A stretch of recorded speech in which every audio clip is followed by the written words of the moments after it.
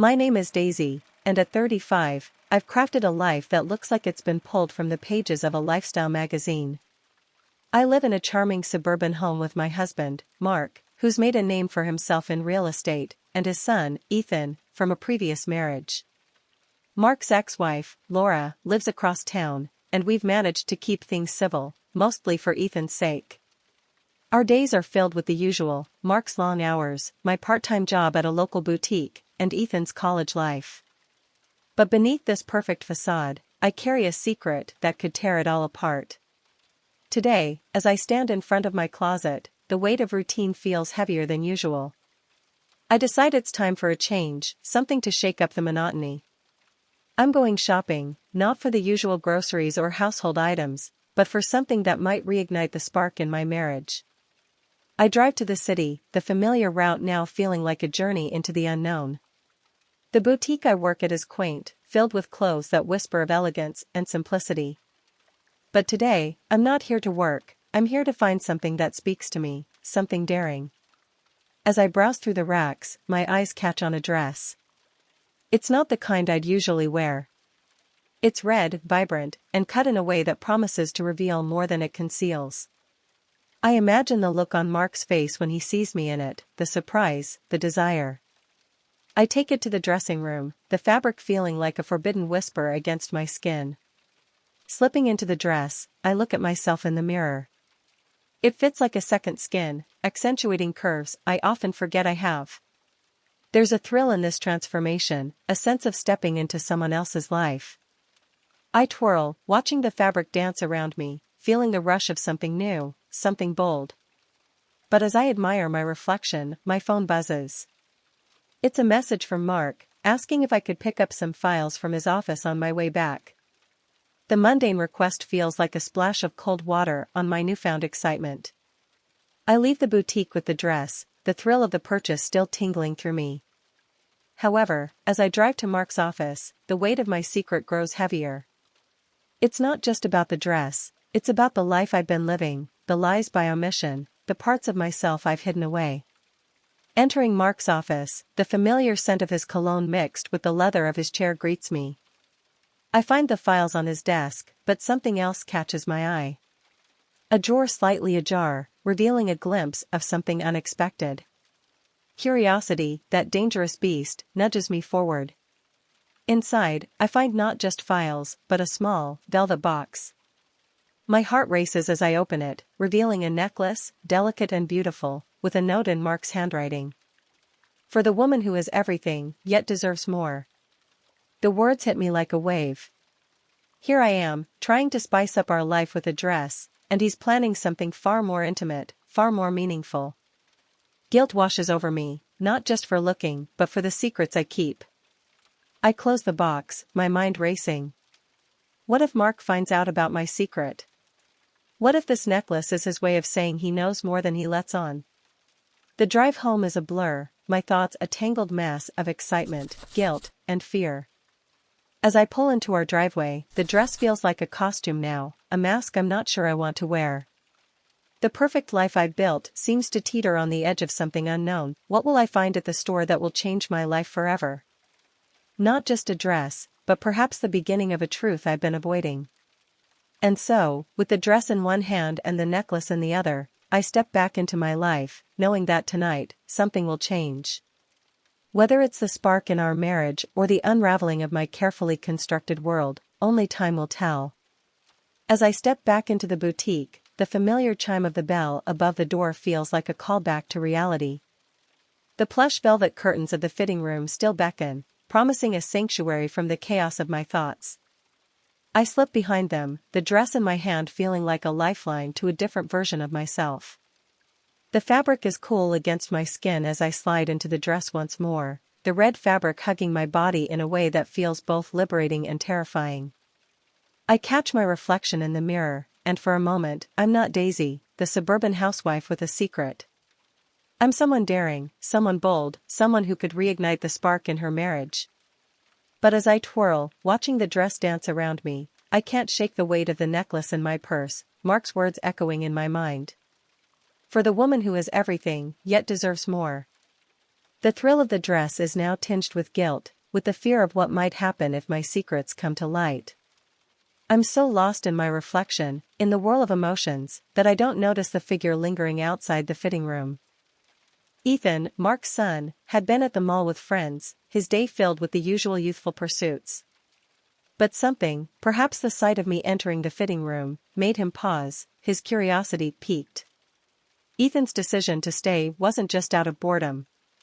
There's an unspoken connection between us, a bond formed from living under the same roof, sharing meals, and navigating the complexities of our blended family. He's seen the strain in my eyes, the way I've been trying to hold everything together.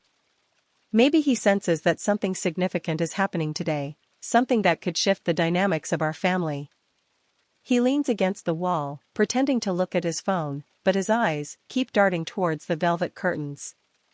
There's a part of him that wants to understand, to know what's driving me to this moment of transformation. Is it just a dress, or is it something more? His mind races with possibilities, with the implications of what this change might mean for all of us. Inside the fitting room, I'm oblivious to his presence, caught in my own world. The dress, the necklace, Mark's note, all of it swirls together, creating a storm of emotions. I feel alive, yes, but also exposed, as if the dress is not just revealing my body, but also the layers of my life I've kept hidden. I take a deep breath, steadying myself. This isn't just about looking good for Mark or sparking some excitement. It's about reclaiming a part of myself I've let fade into the background. With each adjustment of the dress, each glance in the mirror, I'm piecing together a new narrative, one where I'm not just the supportive wife or the stepmother, but a woman with her own desires, her own secrets. As I step out of the fitting room, the dress now a part of me, I catch Ethan's gaze. There's a flicker of something in his eyes, concern, perhaps, or maybe a silent acknowledgement of the change he senses. I give him a small, reassuring smile, not knowing how much he understands, but grateful for his silent support. The boutique, with its soft lighting and the scent of lavender from the candles, feels like a cocoon. Here, in this moment, I'm not just buying a dress, I'm buying into a possibility, a chance to confront the truths I've been avoiding. And as I walk towards the counter to pay, the dress feels less like a costume and more like armor, ready to face whatever comes next in my carefully constructed world. As I adjust the dress, the fabric whispering against my skin, a slight movement catches my eye. The curtain, just a moment ago still, now parts slightly. My heart races, a mix of fear and disbelief flooding through me. It's just my imagination, I tell myself, but then, there they are, Ethan's eyes, peering through the gap. Shock and confusion wash over me like a cold wave, but instead of calling out or covering up, I freeze. Ethan, perhaps emboldened by my silence, steps inside. The fitting room, once a sanctuary, now feels like a stage where the most unexpected scene unfolds. The air thickens with tension, his presence filling the small space. He whispers an apology, his voice barely above a breath. I'm sorry, Daisy, I didn't mean to. I just saw you, and... His eyes, though apologetic, betray a different intent. There's a spark, a flicker of something forbidden, something that shouldn't be there. In that moment, driven by the thrill of the forbidden and the neglect I've felt in my marriage, I do not stop him.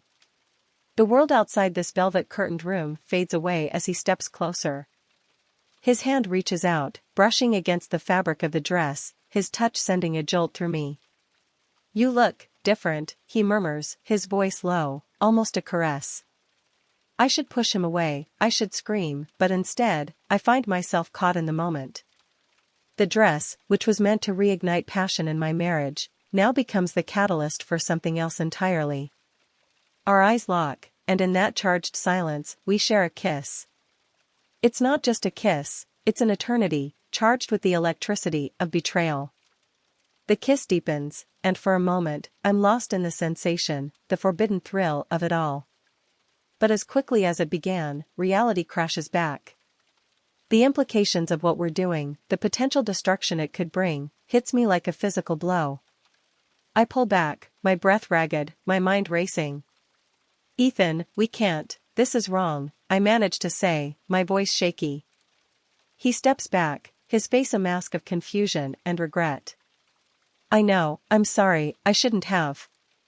I just got carried away. The air between us is now heavy with the weight of our actions. I turn away, unable to look at him, my hands trembling as I adjust the dress, now feeling more like a shroud than a garment of desire. Ethan moves towards the curtain, pausing before he leaves. I won't tell anyone, Daisy. This was a mistake. As he exits, the curtain falls back into place, but the room feels different, tainted. I'm left alone with the echo of our kiss, the taste of betrayal lingering on my lips. I stand there, staring at my reflection, the woman in the mirror now a stranger to me. The dress, once a symbol of renewal, now feels like a costume I've worn to play a part in a drama I never intended. The boutique, with its soft lighting and the scent of lavender, no longer feels like a cocoon but a place where my carefully constructed world began to unravel. I take a deep breath, steadying myself. This isn't just about a dress or a necklace, it's about the secrets I've kept, the desires I've suppressed, and the lines I've crossed. As I step out of the fitting room, the dress feels like armor, but not for the battle I had anticipated. It's armor against the guilt, the fear, and the unknown future that now looms ahead. Ethan's gaze catches mine one last time, a silent acknowledgement of the change that's occurred, not just in our relationship, but in the very fabric of our family. I walk towards the counter, each step heavy with the weight of what has transpired. The dress, now paid for, feels like a burden, a reminder of the moment I let my guard down. But as I leave the boutique, the bell chiming above the door, I know this is just the beginning. The spark I sought to reignite in my marriage has instead ignited a fire that could consume everything I built. And as I drive home, the dress and the necklace side by side in the passenger seat, I'm left to wonder what will happen next in this forbidden encounter, how it will shape the nights to come, and whether I can ever look at Ethan or Mark the same way again. After Ethan leaves the fitting room, I'm left in a whirlwind of emotions. Guilt, excitement, and fear swirl within me like a storm I can't control. My hands tremble as I quickly change back into my own clothes, the red dress now feeling like a costume I've worn to play a part in a drama I never intended.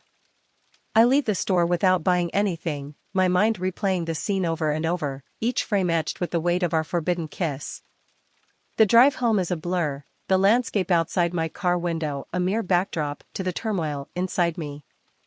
I try to focus on the road, but my thoughts keep drifting back to the fitting room, to Ethan's touch, to the kiss that felt like both a betrayal and a revelation.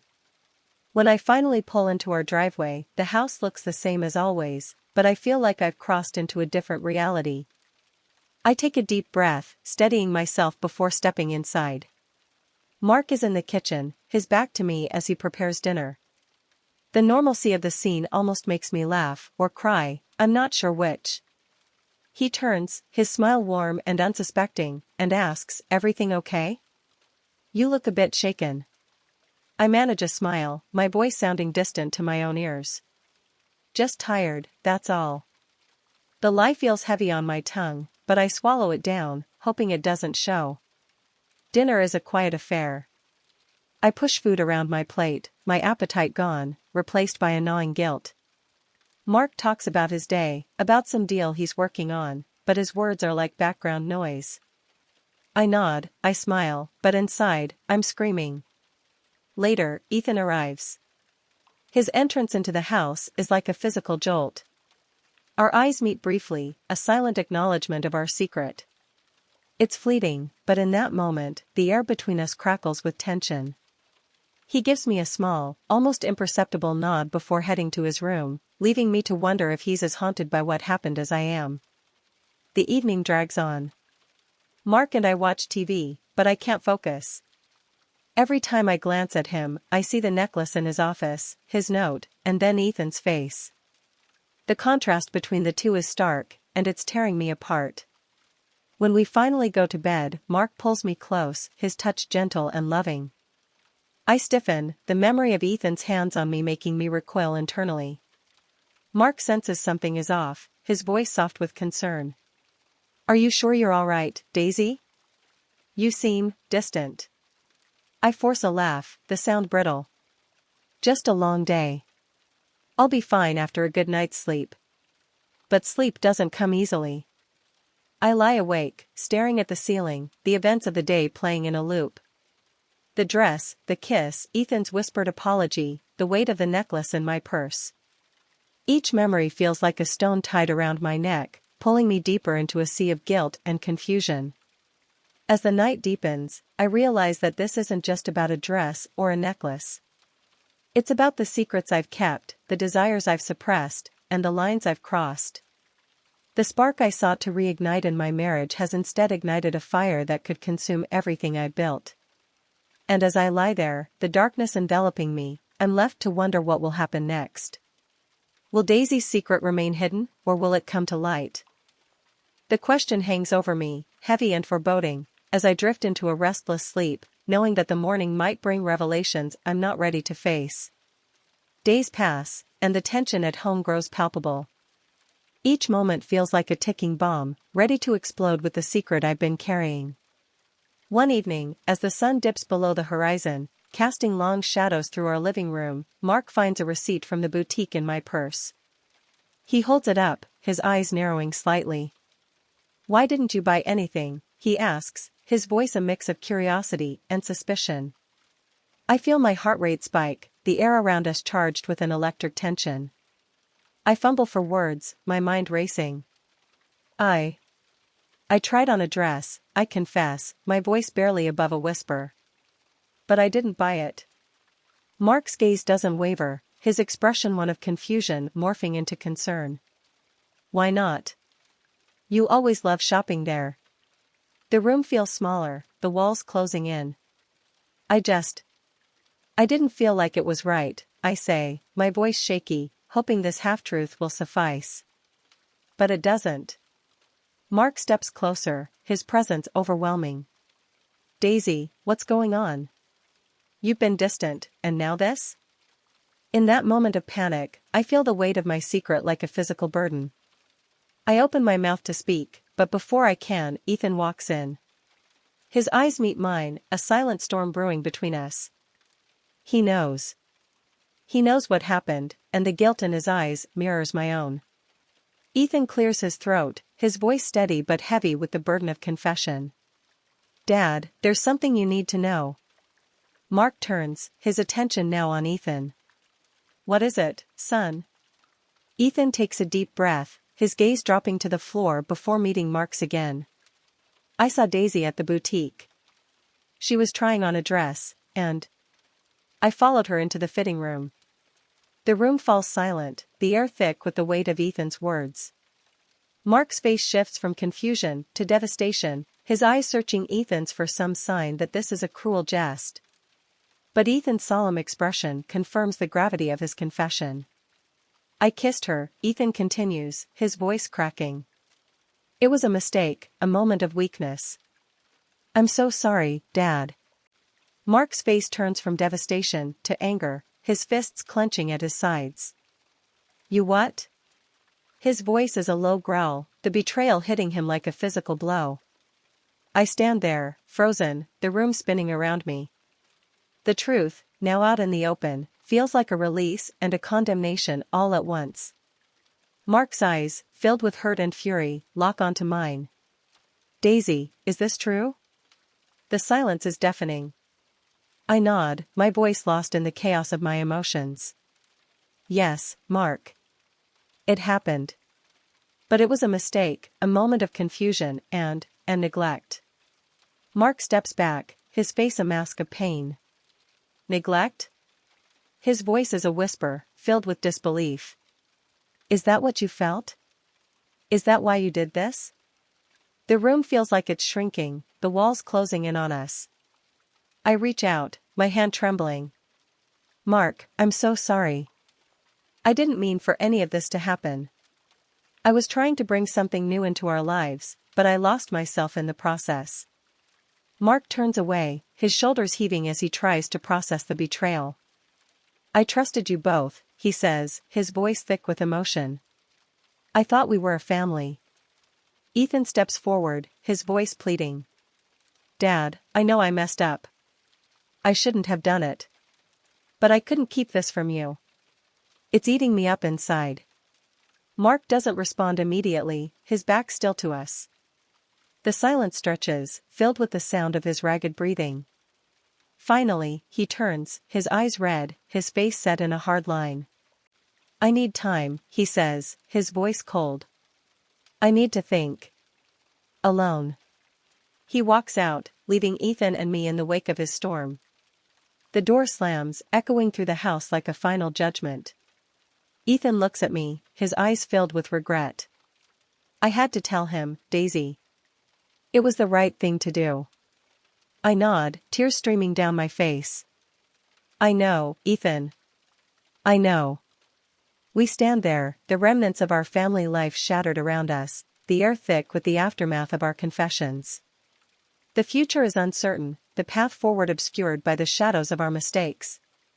But in this moment, there's a strange clarity, a painful honesty that might, just might, be the beginning of healing. Or perhaps, the beginning of an end. The fallout is immediate. Mark's voice, a mix of hurt and rage, echoes through the house as he demands that I leave. "I can't look at you right now," he says, his words sharp as knives. My heart feels like it's being torn from my chest as I pack a bag, the weight of my actions settling in like a heavy fog. Ethan tries to speak to me, his voice soft, apologetic, but I can't bear to look at him. The guilt, the shame, it's all too much. I move in with a friend, the reality of what I've done sinking in with every step away from the home I once cherished. Months pass, each day a slow crawl through the wreckage of my life. Then, one day, the divorce papers arrive. Mark has moved on, focusing on his relationship with Ethan, who has become his confidant. I'm left to rebuild, but the foundation feels shaky, unstable. The boutique dress, now a symbol of my downfall, hangs in my new closet, a constant reminder of the day everything changed. Every time I see it, I'm transported back to that moment of weakness, the kiss that ignited the fire that consumed my world. I try to move forward, but the past clings to me like a shadow. I throw myself into work, into therapy, into anything that might help me forget. But the memories, they're relentless. I wonder if I'll ever find redemption, or if I'm forever defined by that one moment of weakness. The boutique where I once felt at home now feels like a mausoleum of my former life. I avoid it, but the memories of that day, of the dress, of Ethan's touch, they haunt me. I start to volunteer at a local shelter, hoping to find some semblance of peace in helping others. It's there, amidst the chaos of others' lives, that I begin to see my own mistakes in a different light. One evening, as I sit in my small, rented room, I pull out the dress. It's still as vibrant as the day I bought it, but now it feels like a relic from another life. I hold it up, the fabric whispering against my skin, and I realize something. This dress, this moment, it wasn't just about betrayal or desire. It was about a cry for something more, something I felt was missing in my life. I decide to donate the dress to the shelter. Maybe someone else can find joy in it, can wear it without the weight of my mistakes. As I let it go, I feel a small part of my burden lift.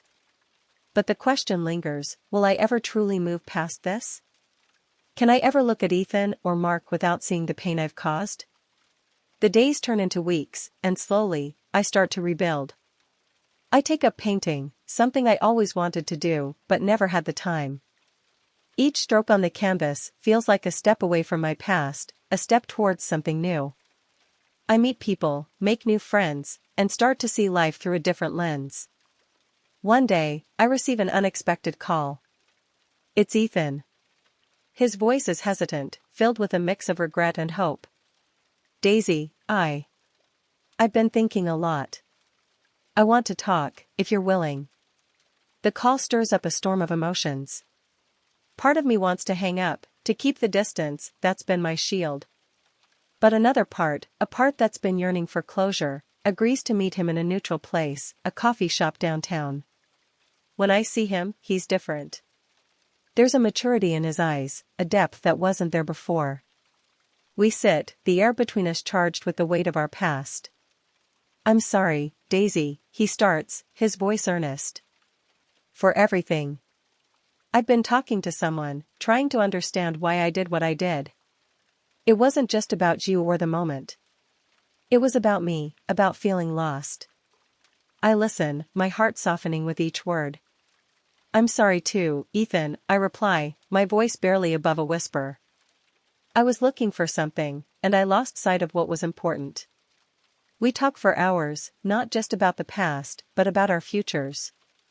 It's not forgiveness, not yet, but it's understanding. We agree to keep in touch, to try and heal the wounds we've inflicted on each other and on Mark. As I walk back to my new life, I feel lighter. The path to redemption is long and fraught with challenges, but for the first time in months, I feel like I'm walking it.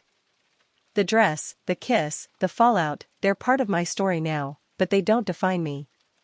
I am Daisy, a woman who made mistakes, who felt lost, but who is now finding her way back, one step at a time.